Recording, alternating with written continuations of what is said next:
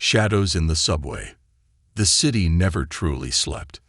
New York buzzed even in its quietest moments, its heartbeat an eternal rhythm of neon lights and muffled echoes. Yet, as midnight approached, the subway station on 34th Street seemed caught in a rare moment of stillness. The fluorescent bulbs buzzed sporadically, casting flickering light across graffiti-covered walls and cracked tiles. A faint hum filled the stale air, masking the distant clatter of an approaching train. Nathaniel Nate Harris stood near the edge of the platform, leaning slightly on his cane. His posture was upright, his back straight, but his gait carried a subtle tilt. In the dim light, he blended into the mundane crowd, dressed in a worn gray jacket, dark pants, and scuffed boots. At his feet rested a weathered duffel bag, its handles frayed from years of use. Yet, despite his unassuming appearance, Nate exuded an air of quiet vigilance. At first glance, he appeared to be just another tired commuter. But the cane in his hand, and the scars barely visible under his collar, told a deeper story. Nate, in his early 40s, bore the marks of a life forged in the crucible of war. Beneath his clothes were scars etched by shrapnel and fire, memories of battles fought in faraway deserts. His right leg ended just below the knee, replaced by a prosthetic that still carried him with an unyielding determination. Across the platform, Darren Carter lingered in the shadows, his wiry frame pressed against a graffiti-covered column. His hoodie was pulled low over his face, obscuring sharp, restless eyes that darted like a predator's. In his pocket rested a small knife, its weight a grim reminder of what desperation had driven him to do. Darren was in his mid-20s, a product of the city's underbelly. His life had been a series of uphill battles, marked by poverty, loss, and the relentless pressure to survive.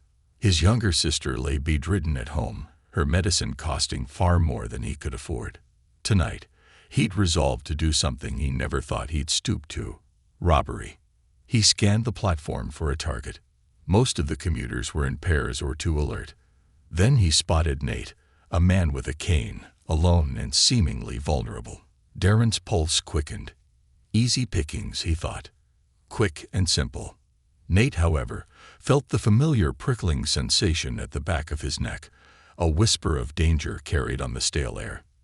His senses sharpened, honed by years of service as a Marine.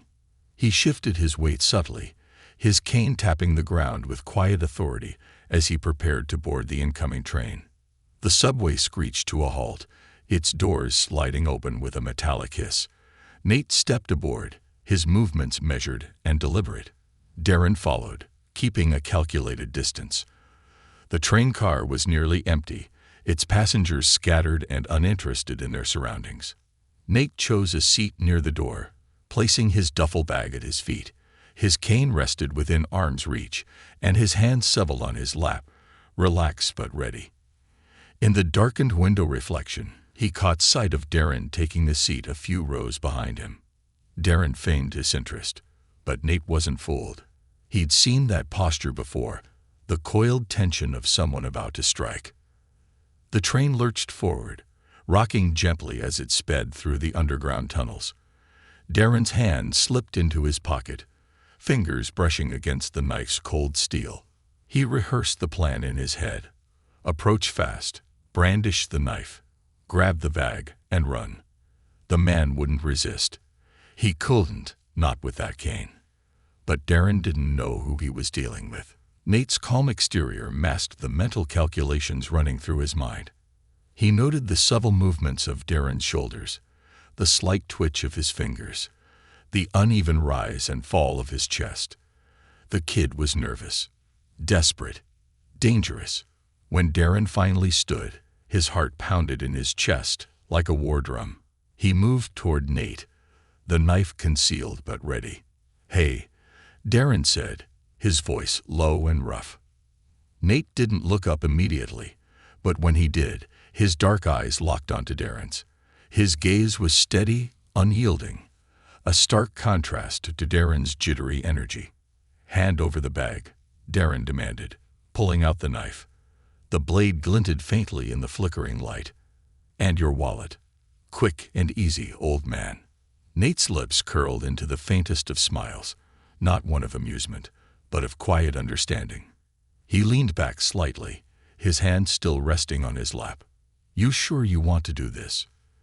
Nate's voice was calm, deliberate, and carried the weight of someone who had faced far worse threats. Darren blinked, caught off guard by the unexpected response. His grip on the knife faltered, just for a moment. I'm not playing, man, Darren snapped, waving the blade. Just give me the bag. Nate's eyes flicked to the knife, then back to Darren. His expression didn't change. Your hand's shaking, he said, his tone firm but not unkind. You don't want to do this. Whatever's got you out here, this isn't the way to fix it. Darren bristled, his frustration bubbling to the surface. You don't know me. Don't act like you do. Nate's gaze softened, though his posture remained unyielding. You're right, he said. I don't know you, but I know what it looks like when someone's about to make a choice they can't take back. The train rocked again, its wheels screeching against the tracks. Darren's resolve wavered as he stared into Nate's unflinching eyes. But desperation won out. With a sudden burst of energy, Darren lunged forward, the knife aimed at Nate's bag. What happened next was over in an instant. Nate's hand shot out, gripping his cane with the precision of a striking snake. With one swift motion, he deflected Darren's arm, the knife clattering to the floor. Before Darren could react, Nate used the cane to sweep his legs out from under him, sending him sprawling onto the subway floor. The other passengers gasped, their indifference shattered by the burst of action. Darren scrambled to his knees, his wide eyes flickering between Nate and the discarded knife. Nate stood, his movements deliberate despite the slight limp from his prosthetic. He planted his cane firmly on the floor, his stance commanding. You made a mistake, Nate said, his voice low but steady, and I suggest you don't make another one.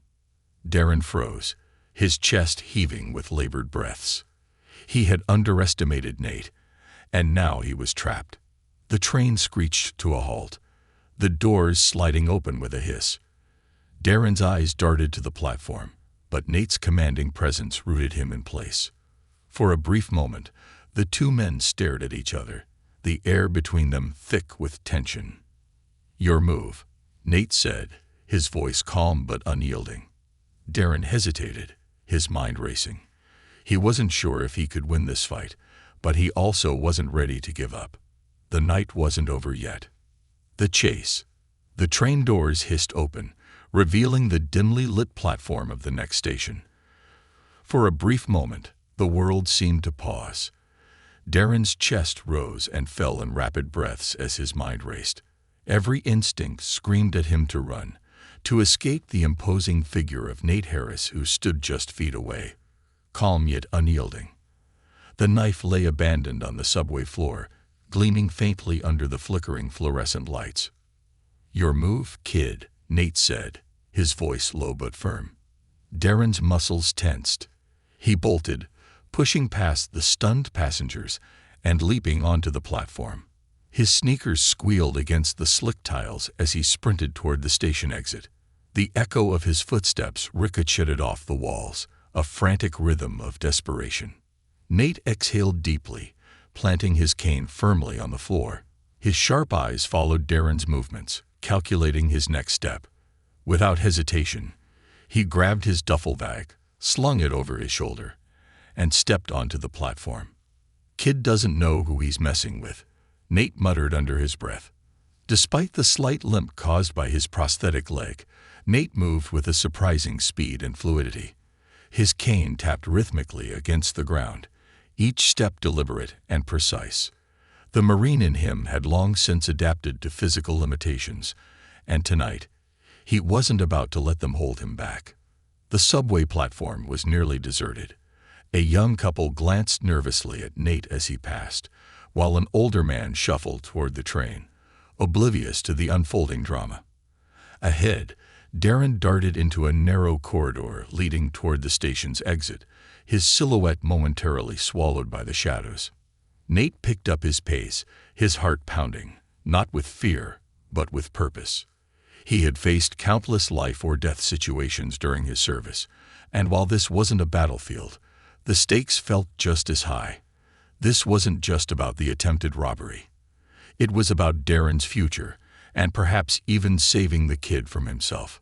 The sound of Darren's ragged breathing grew louder as Nate closed the gap. Darren glanced over his shoulder, his eyes widening when he saw Nate gaining on him. "Leave me alone," Darren shouted, his voice a mix of panic and frustration. Nate didn't respond. He didn't need to.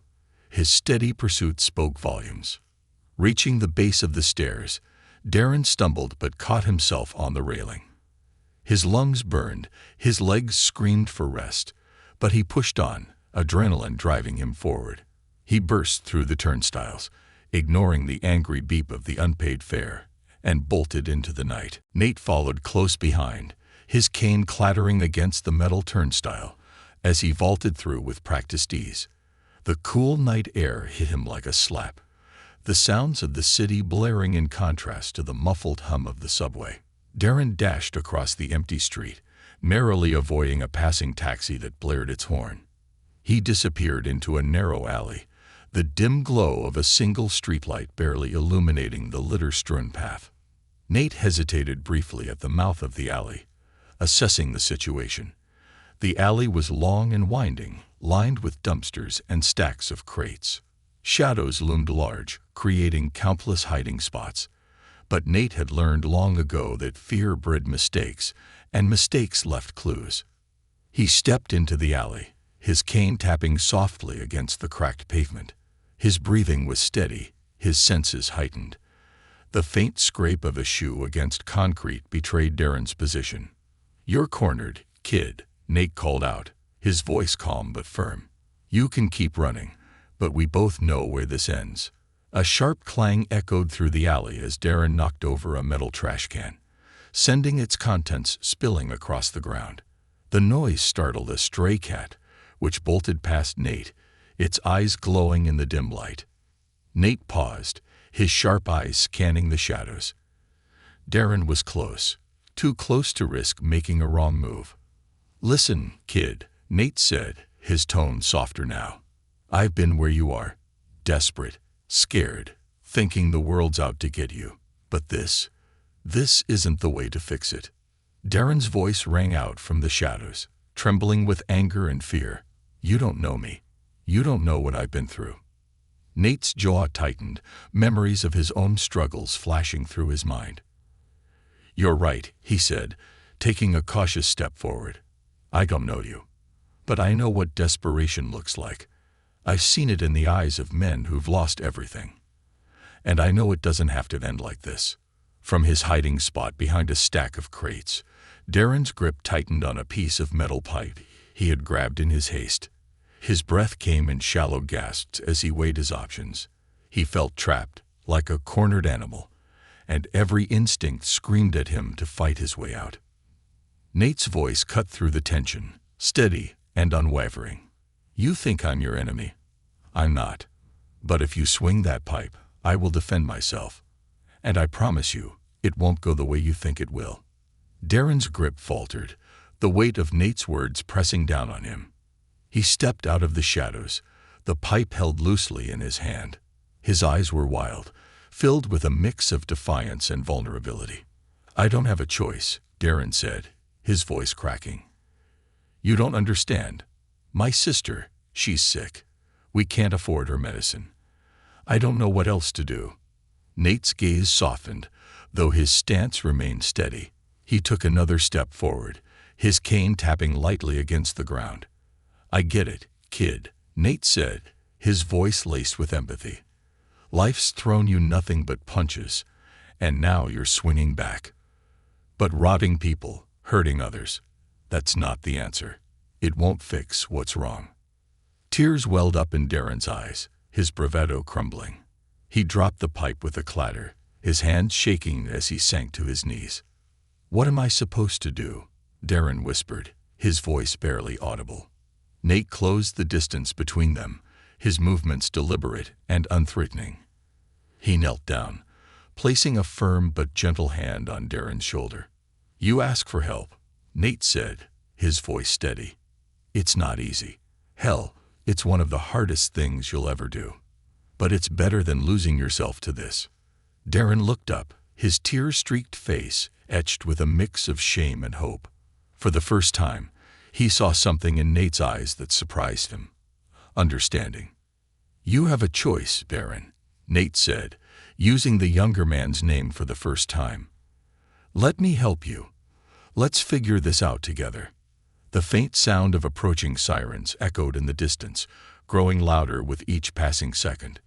Darren's eyes widened in panic, but Nate's grip on his shoulder steadied him. Trust me, Nate said firmly. This isn't the end of your story, it's just the beginning. As the flashing lights of a patrol car illuminated the alley, Darren took a deep, shuddering breath. For the first time in years, he felt a sliver of hope. A Marine's principles. The patrol car's flashing lights cast the narrow alley in stark relief, alternating red and blue streaks bouncing off the brick walls and scattered debris. The distant wail of sirens crescendoed as two uniformed officers exited the vehicle, their boots crunching against the pavement. Darren's heart raced. The pipe lay abandoned at his feet, the cold steel glinting in the harsh light. Beside him, Nate stood tall, his cane planted firmly on the ground, his presence both commanding and calm. Darren's hands trembled, and he instinctively began to inch backward, the fight-or-flight response overwhelming him. Stay put, Nate said, his tone firm but not unkind. His hand remained on Darren's shoulder, grounding him like an anchor in the storm of his panic. The officers approached cautiously, their hands hovering near their holstered weapons. One of them, a tall man with a weathered face and piercing eyes, scanned the scene with practiced precision. His partner, a younger woman with sharp features, kept her focus split between Nate and Darren. What's going on here? The older officer asked, his voice steady but tinged with suspicion. Nate straightened his back, his calm gaze meeting the officer's. We had a misunderstanding, he said evenly. But it's under control now. The officer's eyes flicked to Darren, who was still on his knees, his hands hovering nervously near his sides. The younger officer's hand tightened on her weapon, her instincts honed to react to any sudden movements. Misunderstanding, she echoed, her tone skeptical. You sure about that? Nate nodded. I'm sure. The older officer's gaze lingered on Nate's cane and prosthetic, then shifted to Darren's disheveled appearance. He noticed the pipe on the ground and frowned. Mind telling us what happened? Darren opened his mouth to speak, but the words caught in his throat. His eyes darted between Nate and the officers, uncertainty written all over his face. It's my story to tell, Nate said, cutting through the tension. The kid was in a bad spot and made a bad choice, but he didn't hurt anyone, and he's willing to make it right. The older officer arched an eyebrow. That's so. Darren hesitated, his shoulders slumping under the weight of the moment. He glanced at Nate, who gave him a slight nod, an unspoken reassurance that he wasn't alone in this. Yeah, Darren mumbled, his voice barely audible. I messed up. The younger officer stepped forward, her expression softening slightly. You got ID on you, kid. Darren fumbled in his pocket and pulled out a worn wallet. He handed it over without protest, his hands still shaking. The officer examined it briefly before radioing in his information. Meanwhile, Nate turned to the older officer. I know this kid's in trouble, but he doesn't need a record. He needs a break. Let me help him. The officer studied Nate, his brow furrowing in contemplation. And who are you exactly? Nathaniel Harris, Nate replied. Former Marine. Security guard now. And someone who knows what it's like to feel like the world's closing in on you. The mention of his military background made the officer pause. He looked at Nate with a newfound respect, the hardened lines of his face softening. The radio crackled to life, and the younger officer relayed the information. No priors. Just some parking tickets. Kid's clean. The older officer sighed, rubbing the back of his neck. All right, Harris. You seem like a stand-up guy, and it looks like you've got this handled. But if he steps out of line again, it's out of our hands." Nate nodded, his jaw set with determination. "Understood." The officers exchanged a glance before the older one motioned to his partner. "Let's clear out. We've got other calls." As they turned to leave, the younger officer hesitated, looking back at Darren. "Don't waste this chance, kid," she said firmly. "Next time, we won't be so lenient." Darren swallowed hard and nodded, his gaze dropping to the ground. When the patrol car finally pulled away, its sirens fading into the distance, the alley fell silent once more. Darren let out a shaky breath, the tension in his shoulders easing slightly. "Why'd you do that?" Darren asked, his voice filled with a mix of disbelief and gratitude.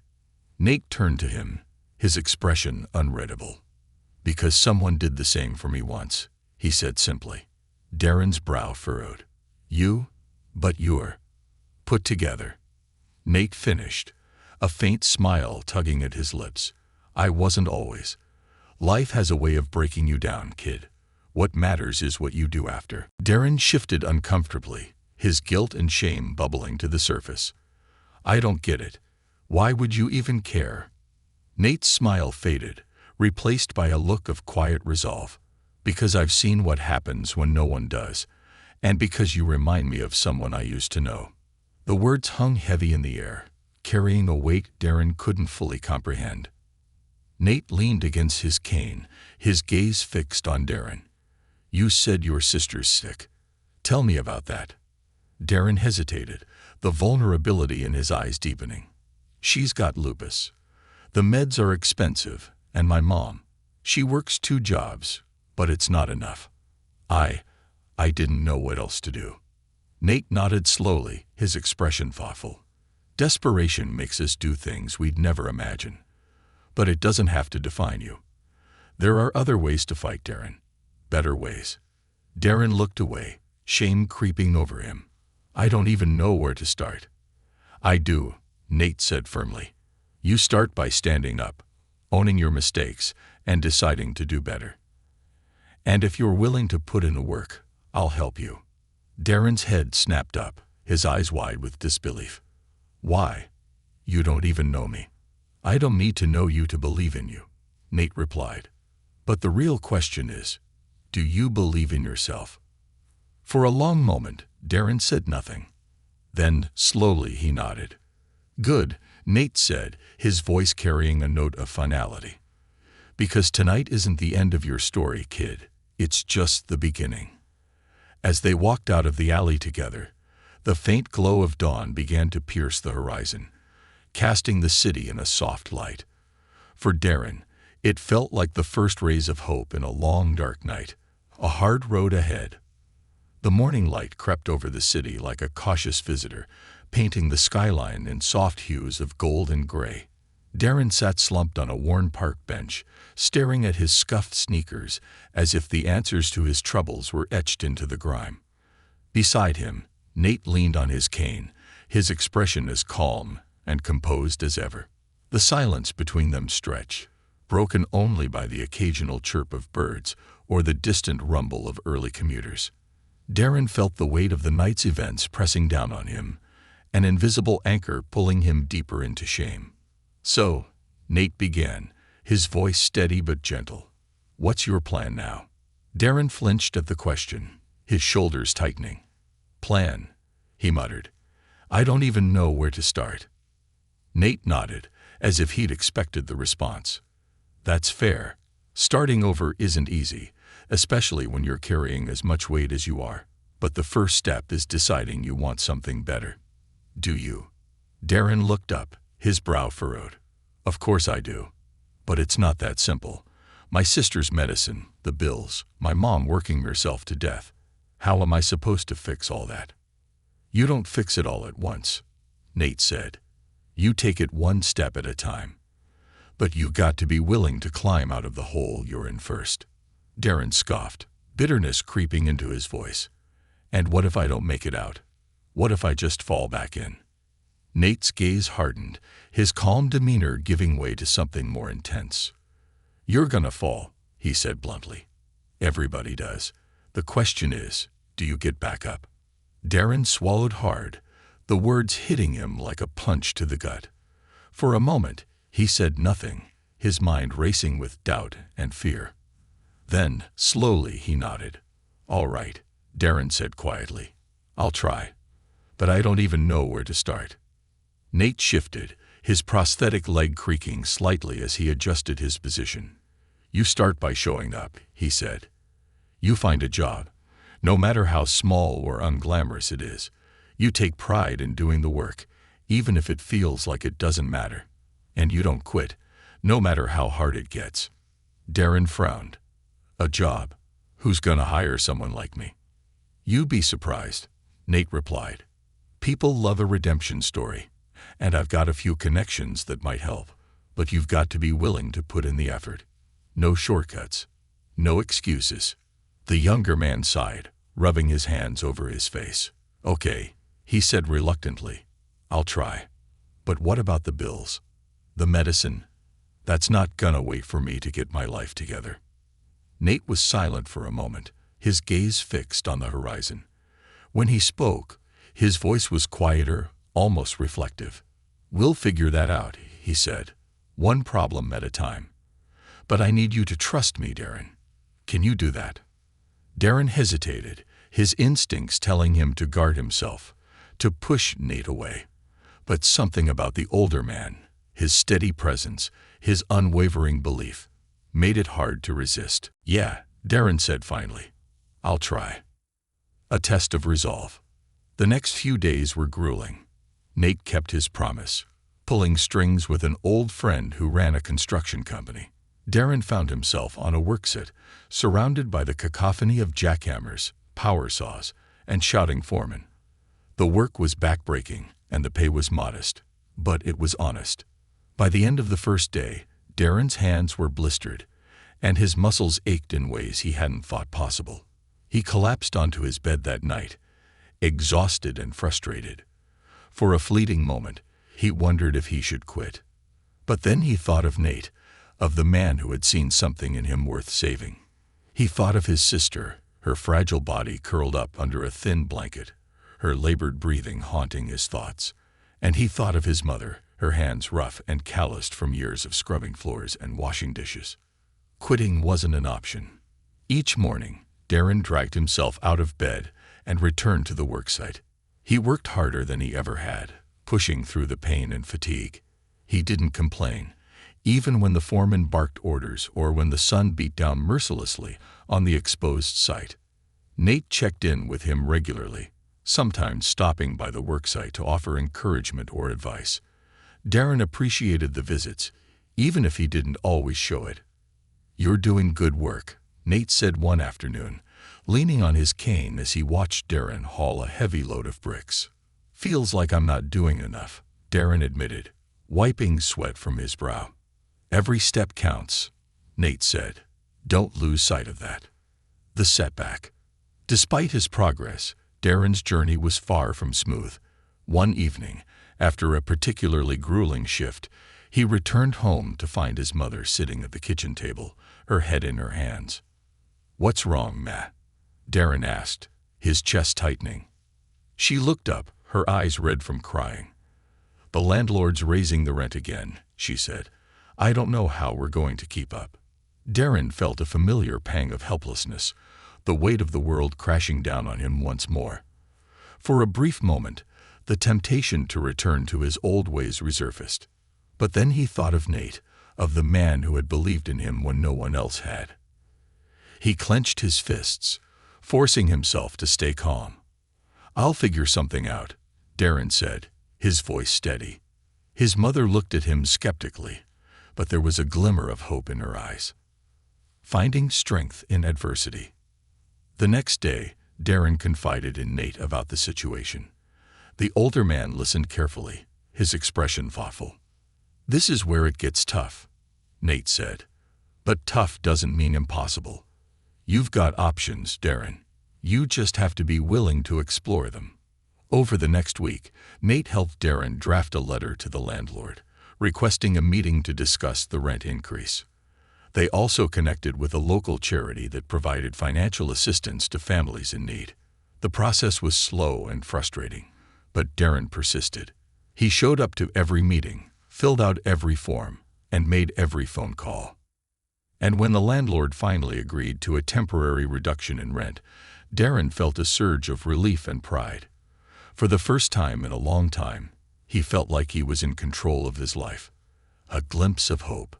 As the weeks turned into months, Darren continued to rebuild his life.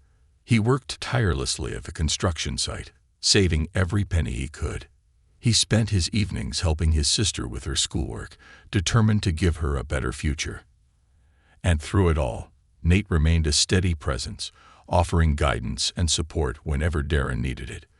One evening, as they sat on the same park bench where their journey had begun, Darren turned to Nate and smiled. "Thanks for not giving up on me," Darren said. Nate chuckled, a rare warmth in his voice. "You're the one who didn't give up on yourself, kid. I just gave you a nudge." As the sun dipped below the horizon, casting the city in shades of orange and pink, Darren felt something he hadn't felt in years. Hope. The breaking point. The progress Darren had made over the past months felt fragile, as though it could shatter with a single misstep. Though he worked tirelessly on the construction site, the weight of his responsibilities, his sister's health, the rent, and his mother's exhaustion, pressed down on him like a suffocating fog. Still, Darren fought to keep moving forward, driven by the belief that he could claw his way out of the abyss. And yet, a part of him felt tethered to the past, haunted by the choices he'd made and the life he'd left behind. One evening, after a grueling 12-hour shift, Darren trudged home, his body aching and his clothes caked in dust. The streets were quiet, illuminated by the soft glow of streetlights. As he neared the corner leading to his apartment, a familiar voice called out to him from the shadows. "Yo, D." Darren froze, his heart sinking. He turned slowly to see Marcus, a former friend from his old neighborhood, leaning against a lamppost. Marcus was dressed in expensive sneakers and a designer jacket, his grin wide and predatory. "What do you want, Marcus?" Darren asked, his voice laced with weariness. Marcus chuckled, stepping closer. "Relax, man. Just wanted to see how you're doing. Been a while." "I'm doing fine," Darren replied tersely. He turned to leave, but Marcus blocked his path. "Come on, don't be like that," Marcus said, his tone dripping with mock sincerity. "I heard you've been busting your ass at some dead-end job. That ain't you, D. You're better than that." Darren clenched his fists, his jaw tightening. "I'm not that guy anymore." Marcus smirked, pulling a wad of cash from his pocket and fanning it out. "You sure? 'Cause I got a way for you to make more in one night than you'll make in a month at that construction gig. No strings attached." Darren stared at the money, a war raging within him. The temptation was undeniable. With that cash, he could pay the rent, buy his sister's medicine, and give his mom a break. But deep down, he knew the cost was far greater than the money Marcus was offering. "I said no," Darren said firmly, stepping around Marcus and continuing down the street. Marcus laughed, his voice echoing in the empty street. "You'll be back, D. You can't outrun who you are." The spiral. By the time Darren reached his apartment, his resolve had begun to crack. Marcus's words clung to him like a dark cloud, feeding the doubts that had been simmering beneath the surface. When he opened the door, he found his mother asleep at the kitchen table, a stack of overdue bills spread out before her. His sister was curled up on the couch, her breathing shallow and labored. The sight broke something inside him. He sank into a chair, burying his face in his hands. For the first time in months, he felt the crushing weight of hopelessness threatened to pull him under. The next day at work, Darren's exhaustion and frustration boiled over. As he struggled to lift a heavy load of lumber, he lost his grip, sending the pile crashing to the ground. "Watch it, Carter," the foreman barked. Darren muttered an apology, but the incident left him shaken. His coworkers avoided him for the rest of the day, sensing his simmering anger. By the time he clocked out, Darren felt like he was teetering on the edge of a cliff. The mentor's return. As Darren walked home that evening, Nate was waiting for him at the park bench they'd come to know so well. "You look like hell," Nate said bluntly as Darren approached. "Thanks for the pep talk," Darren replied, his voice dripping with sarcasm. Nate gestured for Darren to sit, his expression unreadable. "Talk to me, kid. What's going on?" Darren hesitated, the temptation to bottle everything up warring with the urge to unburden himself. Finally, he sighed and slumped onto the bench. "It's just everything," Darren admitted. "The bills, my sister, my mom. It's all piling up. And then Marcus shows up last night, flashing money and telling me I'll never escape my past. And maybe he's right." Nate's expression darkened at the mention of Marcus. "Let me guess, he offered you a shortcut. Easy money, no questions asked." Darren nodded. "And you're considering it," Nate said, his tone sharp. "I don't know," Darren snapped. "I'm doing everything right, and it's still not enough. What am I supposed to do?" Nate leaned forward, his cane resting across his knees. "You listen to me," he said, his voice low and intense. "Marcus isn't offering you a way out. He's offering you chains. You go back to that life, and everything you've worked for will mean nothing." Darren stared at the ground, his hands clenched into fists. "What if I can't do this, Nate? What if I'm just not strong enough?" Nate's gaze softened, and he placed a hand on Darren's shoulder. "You're stronger than you think. You've already come this far. Don't let one bad night convince you to throw it all away." A test of strength. Nate's words stayed with Darren as he returned home that night, but they weren't enough to silence the doubts completely. The next day, Darren showed up to work, determined to prove to himself that he could stay the course. But the universe seemed intent on testing him. The foreman assigned him to a particularly grueling task, and by midday, Darren's patience was wearing thin. When one of his coworkers made a snide comment about his slow pace, Darren snapped. He dropped his tools and turned on the man, his anger boiling over. "You got something to say?" Darren growled, his fists clenched. The coworker raised his hands defensively. "Easy, man. I was just joking." "Does it look like I'm laughing?" Darren shot back, his voice trembling with rage. Before the situation could escalate, the foreman intervened, pulling Darren aside. "Take the rest of the day off," the foreman said firmly. "Cool off and come back tomorrow with a better attitude. Understand?" Darren nodded reluctantly, shame washing over him as he left the worksite. The turning point. That evening, Darren met Nate again at the park bench. He recounted the day's events, his voice heavy with frustration and guilt. "I feel like I'm falling apart," Darren admitted, "like I'm fighting a losing battle." Nate listened patiently, his expression thoughtful. When Darren finished, Nate leaned back, his gaze fixed on the horizon. "Falling apart isn't the end," Nate said. "Sometimes it's the beginning. You've got cracks, sure, but that's how the light gets in." Darren frowned, not entirely understanding. "Look," Nate continued, "nobody gets through life unscathed. You're going to have bad days, and you're going to mess up. What matters is what you do next. Do you keep fighting, or do you let it break you?" Darren stared at Nate, the older man's words sinking in. For the first time, he realized that strength wasn't about never falling. It was about getting back up, no matter how many times you hit the ground. "I'll keep fighting," Darren said quietly, but with newfound determination. Nate nodded, a small smile tugging at his lips. "That's the spirit, kid. Now let's figure out how to keep you moving forward."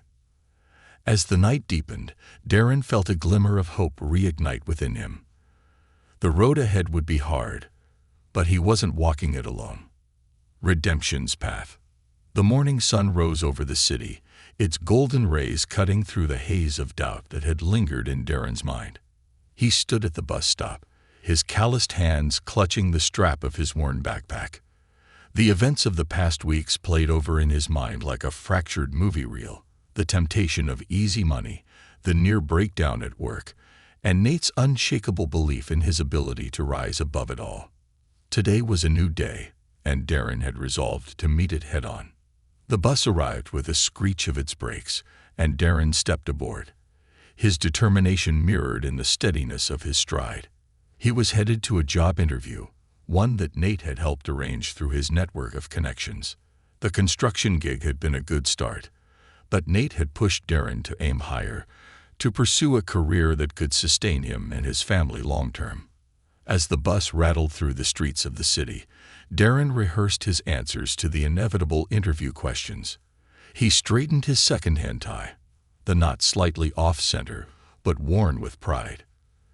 This was his chance to prove to himself, and to Nate, that he was capable of more. The interview. The office building was modest but professional, its clean lines and polished floors a stark contrast to the construction site where Darren had spent the past few months. He stepped into the waiting area, his nerves prickling as he took a seat among other candidates. When his name was called, Darren rose, adjusting his tie one last time before following the receptionist into a small conference room. Across the table sat a middle-aged man with a sharp suit and an appraising gaze. "Mr. Carter," the man said, extending a hand. "I'm Alan Jacobs, the hiring manager. Thanks for coming in." "Thank you for having me," Darren replied, his voice steady despite the storm of nerves in his chest.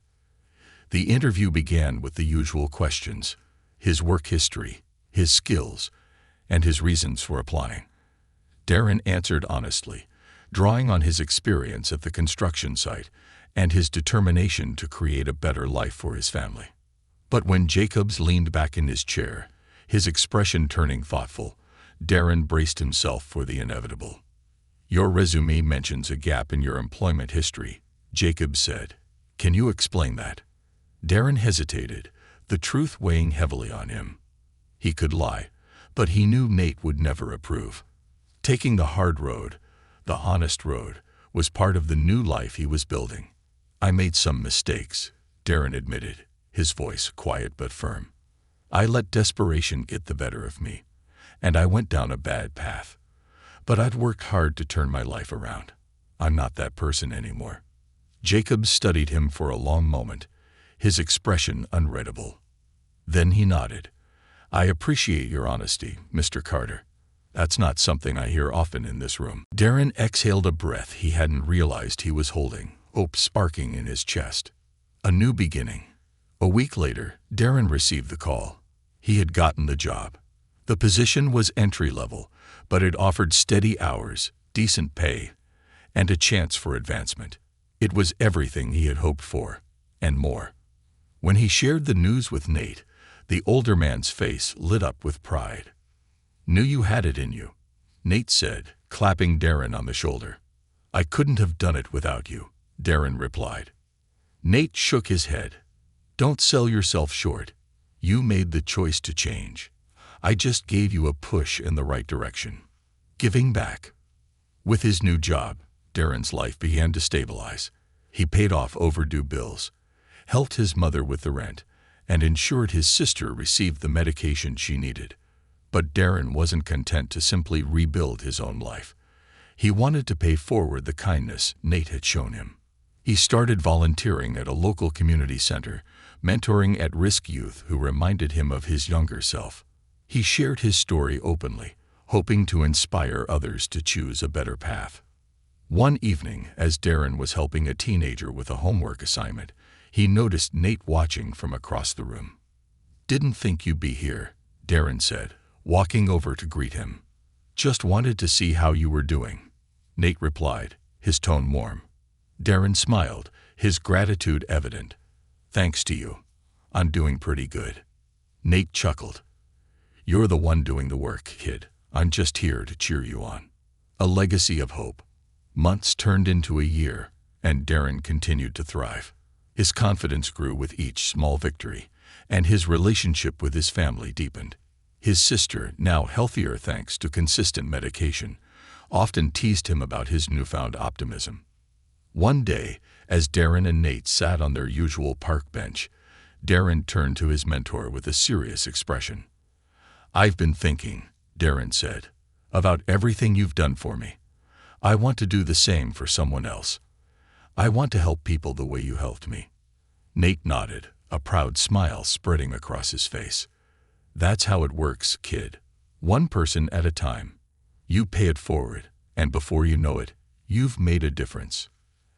As the sun dipped below the horizon, casting the city in hues of orange and pink, Darren felt a sense of peace he hadn't known in years. He wasn't just surviving anymore. He was building something lasting, something meaningful. And with Nate by his side, he knew he could face whatever challenges lay ahead. The weight of gratitude. As Darren sat with Nate on their usual park bench, the soft glow of the sunset painted the city in a peaceful light. The world felt quiet for a moment, as if pausing to acknowledge the transformation Darren had undergone.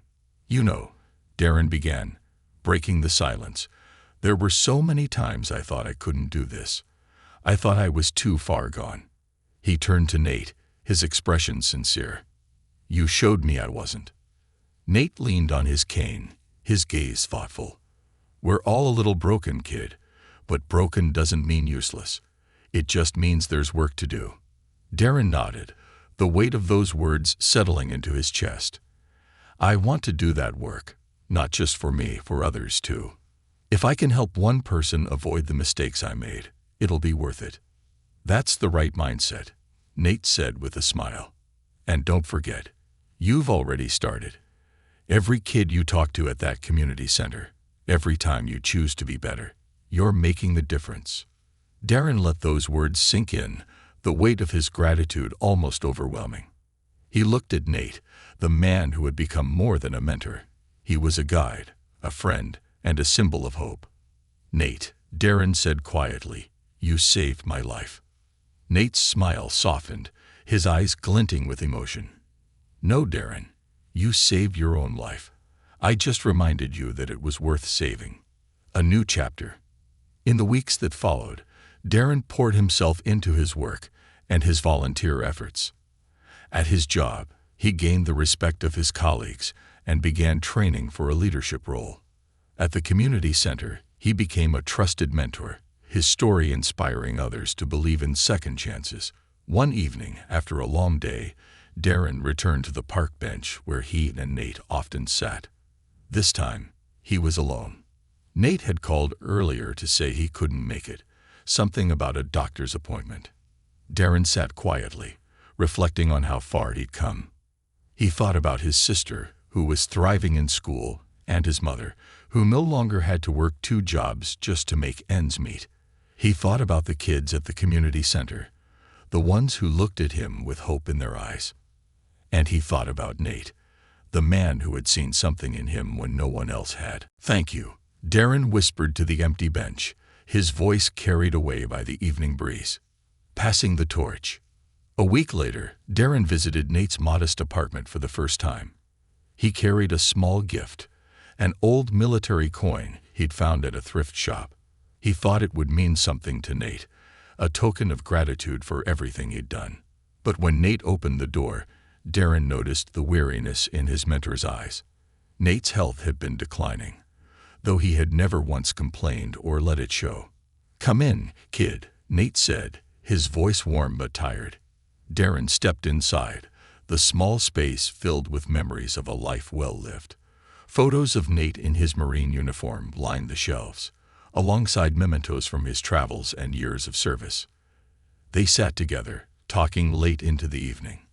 Nate shared stories of his time overseas, tales of courage and loss, and the lessons he learned along the way. Darren listened intently, absorbing every word.